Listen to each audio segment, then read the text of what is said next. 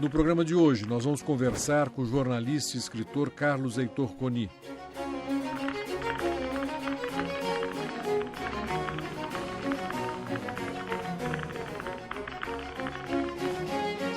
Coni é carioca, formado pela Faculdade Nacional de Filosofia no Rio de Janeiro. Membro da Academia Brasileira de Letras, ele é autor de dezenas de livros, entre romances, contos, crônicas, ensaios biográficos e adaptações de grandes obras literárias. Coni recebeu os mais importantes prêmios da literatura brasileira e foi condecorado pelo governo francês com a Ordem das Artes e das Letras. Esse seminarista, Carlos Heitor Coni, começou no jornalismo em 1947. Nos anos 60, trabalhou para dois dos principais jornais do país, o Correio da Manhã, no Rio de Janeiro, e a Folha de São Paulo, onde continua até hoje escrevendo crônicas. Coni foi demitido do jornal Carioca em 65, depois de escrever uma crônica atacando o ato institucional número 2, que decretou o fim dos partidos políticos no Brasil. Pouco tempo depois, ele foi preso por ter participado de uma manifestação contra a ditadura em frente ao Hotel Glória, no Rio de Janeiro. Esta foi a primeira de suas 6 prisões, por motivos políticos. Coni acaba de lançar Eu aos Pedaços, um livro de memórias onde ele conta histórias vividas ao longo dos seus 60 anos de jornalismo. A minha conversa com Carlos Heitor Coni foi no Copacabana Palace, no Rio de Janeiro, e começamos relembrando uma antiga conversa que tivemos em Paris há 12 anos atrás. Coni, a nossa última conversa pública foi em Paris há 12 anos atrás, justamente na Copa de 98. Exatamente. Casualmente estamos novamente aqui com Copa do Mundo. Então, eu espero uma Copa malograda, né? Aquela nossa malograda, quem sabe essa. E espero que eu não te entreviste só em Copas, né? Mas de qualquer maneira, quem sabe em 2014... Mas será um prazer, né? Será um motivo a mais para esperar pelas Copas. Coni, obrigado. Coni, novo livro na praça, né? Um livro de memórias, né, Coni? É memória, livro de memória. É um gênero, preciso ver que é um gênero. Não é uma autobiografia, né? Também é outro gênero. Claro. Não é autobiografia, por exemplo, vou citar uma clássica, né? Joaquim Nabuco, Minha Formação, a do Roberto Campos, Lanterna na Popa, são autobiografias, né? Em que começa com o nascimento e vai cronologicamente acompanhando a vida, os eventos de uma vida. As memórias diferentes. Quem cultivava muito memórias era Humberto de Campos, Gilberto Amado, Pedro Nava, que é um grande memorialista, né? E eu acho Nelson Rodrigues, só que Nelson Rodrigues não chamava de memórias, né? Chamava de confissões, né? Mas no fundo era tudo memória, né? Pessoas flashes da vida dele, sem ordem, inclusive sem nenhum compromisso básico com a verdade, havendo um pouco sempre uma pitadazinha de ficção, de exagero. Até porque a verdade é tão flua, né? Não, e depois a memória seletiva, a própria memória seletiva. Muitas coisas que a gente lembra do passado, do nosso passado, é diferente. Não foi bem assim. E coisas importantes também que a gente não se lembra. Enfim, é um gênero muito gostoso. Eu gosto muito de memórias, porque eu acho que é um gênero... Fazendo crônica, romance não. No romance a gente tem outra disciplina, é outro gênero, é outra trajetória, não é? É outro comprometimento. Não é? Agora, com a crônica, não. A crônica de memórias é crônica, é coisa livre, é um gênero mais jornalístico do que literário propriamente dito. E para o leitor é muito gostoso, porque você entra em vários... E está em moda, né? Os cronistas estão em moda, os colunistas, né? Hoje em dia, os jornais são feitos, por exemplo, colunistas, o Hélio Gaspar dizia, por colunas e ruínas. Essa é a frase do Hélio Gaspar, né? Jornais são feitos por colunas e ruínas, porque os colunistas sobressaem, né? Claro. Então, e os outros, e o resto do noticiário são ruínas. Aliás, essa questão do excesso de informação hoje É pletória demais, né? A informação, a procura é maior que a oferta, né? E é uma poluição, né? É impressionante. Hoje você tem, sempre contar o lado da internet, eletrônico, o Twitter, a internet, né? Os blogs, os sites, né? Mas o próprio jornal são muito grandes, muito vastos e com uma amplidão de assuntos, né? A gente sabe, por exemplo, você pode saber quanto está custando o algodão de Melbourne.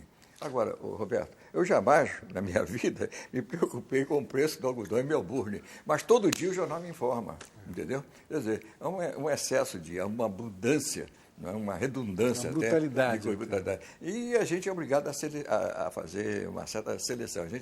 A gente termina sendo o próprio editor. Você lê aquilo que você quer, e aí vai invariavelmente vai para os colunistas, para as sessões, né? Para os cronistas. Né? E, evidentemente, quando há um assunto mais agudo, como a Copa do Mundo, como um escândalo no Senado, essas coisas, canaliza. Mas os jornais são obrigados, não podem fazer só sobre o escândalo do Senado, só a Copa do Mundo. É obrigado a dar a cotação do algodão em Melbourne. Esse aqui é o problema. Coeni, você acompanha a nossa vida política, literária brasileira há 60 anos, talvez até um pouco 60 mais. Anos. 60 anos. Jornalista eu sou jornalista profissional desde 47. O que mudou na literatura brasileira? Nós estamos falando de crônicas, estou me lembrando do Rubem Braga, né, que escrevia... Mas antes do Rubem Braga tivemos grandes cronistas, João do Rio e, para mim, sobretudo, Humberto de Campos. Humberto de Campos sozinho fazia o jornal. O jornal naquele tempo, tirava três edições diárias, de manhã, de tarde e de noite. Não é mais lido, né? Hoje não é mais lido. O Braga ainda é lido. O Braga ainda é lido. Mas é mais recente, né? Mais recente. Basta dizer que uma editora americana, a Jackson, veio para o Brasil somente para editar o Humberto de Campos. Os livros que você nem pode encontrar no Humberto de Campos no mercado são livros da Casa Jackson, que veio para o Brasil somente por causa do Humberto de Campos. E eram temas corriqueiros? Tem uma crônica. Tem umas crônicas admiráveis, né? Agora, era um sujeito muito maledicente, né? Tinha um pseudônimo, Conselheiro X, Conselheiro Xixi, aliás, né? Que era, digamos assim, naquele tempo se dizia galante. Era um pouco assim, indo um pouco para... Galhofa? Não, indo um pouco assim para o obsceno, né? Piadas meio obscenas e tal. Mas a força dele são as grandes memórias, sobretudo o livro de memórias dele. Não é?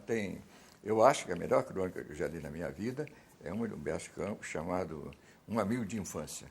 É um cajueiro, que cresceu junto com ele. É uma crônica, Roberto, admirável.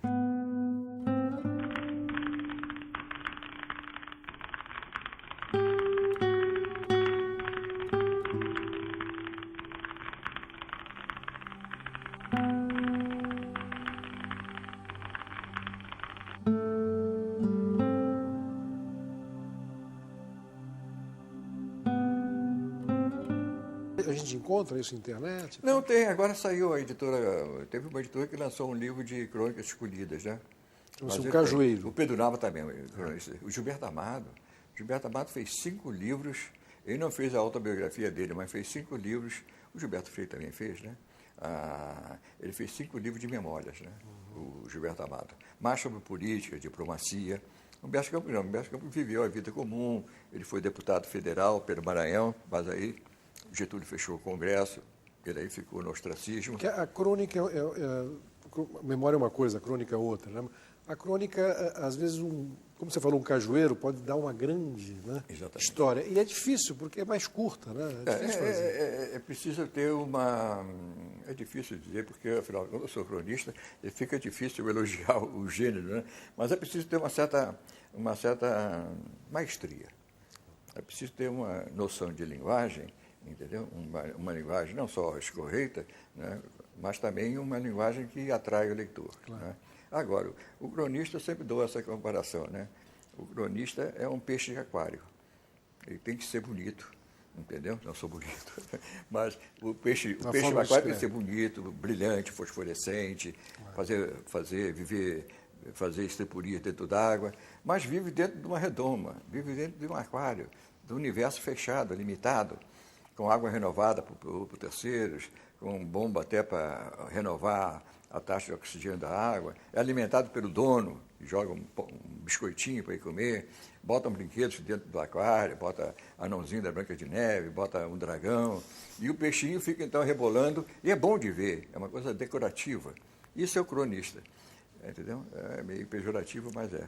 Agora, o escritor não, já o romancista, o poeta, é peixe de fundo d'água, é peixe lá onde o sol não chega, entendeu? Mas ele não tem as paredes de vidro, nem a iluminação do aquário.